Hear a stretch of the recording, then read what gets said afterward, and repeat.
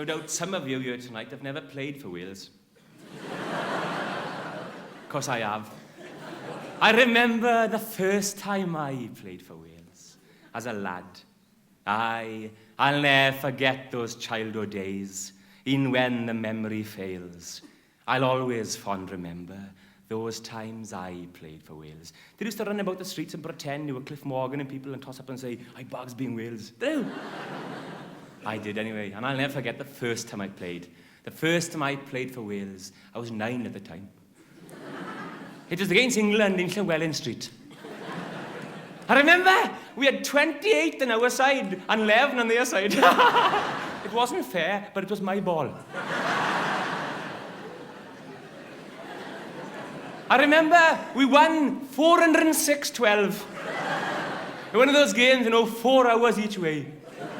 I remember I scored 23 tries before I was carried off injured.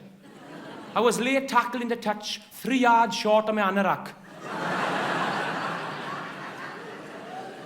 I remember we went on to beat Scotland and Ireland before 3 o'clock.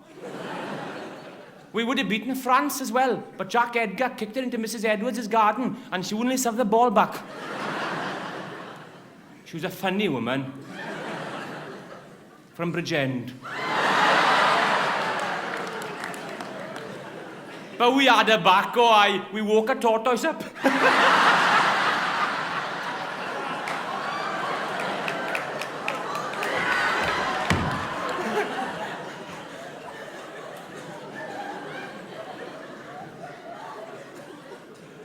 I'm gonna give it to my buddy and told him it was pasty and chips.